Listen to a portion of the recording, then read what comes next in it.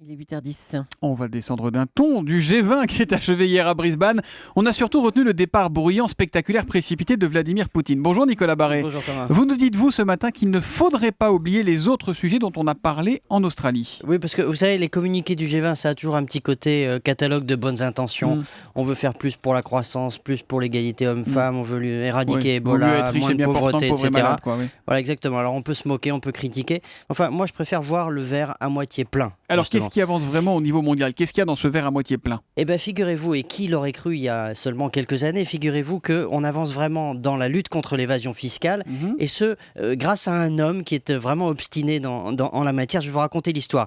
Vous savez d'abord que tous les grands groupes, Amazon, Google, etc., sont très forts pour essayer de payer des impôts là où les bénéfices sont le moins taxés. Et pendant des années, l'optimisation fiscale. Voilà. Et pendant des années, on s'est dit, c'est impossible de lutter contre ça. Eh bien, c'était compté donc sans l'obstination de cet homme, en l'occurrence, un Mexicain, un peu fort en gueule, mais surtout un très fin diplomate et un très fin politique qui s'appelle Ángel Gurría, qui est le patron de l'OCDE qui regroupe les pays développés, qui est basé à Paris, et qui a fait un travail remarquable pour faire en sorte que, justement, les profits soient taxés là où ils sont réalisés, et en clair, donc, qu'Amazon paye ses impôts en France quand ils font des profits en France. L'OCDE, oui, parce que l'OCDE a défini un plan d'action avec 15 points, etc., très précis, qui ont été accepté par tous les pays du G20. Et donc, vraiment, on avance. Donc ça, c'est un vrai progrès, vous nous dites, Nicolas. Exactement. Et il y a d'autres progrès. Il y a des progrès sur les échanges automatiques d'informations fiscales, sur les brevets, parce que ça sert aussi d'évasion fiscale, etc. Donc, oui, tout ça, ça peut sembler technique. Oui, et c'est vrai que l'économie, c'est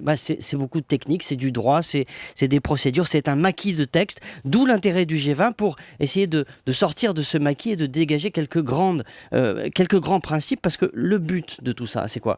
Le but, c'est d'avoir une mondialisation qui fonctionne, qui soit moins sauvage, où il y ait des règles du jeu qui soient plus claires, où tout le monde joue la même chose, où la concurrence n'est pas faussée, et puis une mondialisation qui est surtout qui n'est plus la jungle. Et là, aujourd'hui, grâce au G20, eh bien, la jungle de la mondialisation est un petit peu moins épaisse, disons. En tout cas, sur le papier du communiqué, reste à surveiller évidemment la mise en musique de tout ça. On peut compter sur vous, Nicolas Barré, directeur de la rédaction des Échos et auteur de l'édito Écho d'Europe 1 tous les matins à 8h10. À demain, Nicolas. À demain. C'était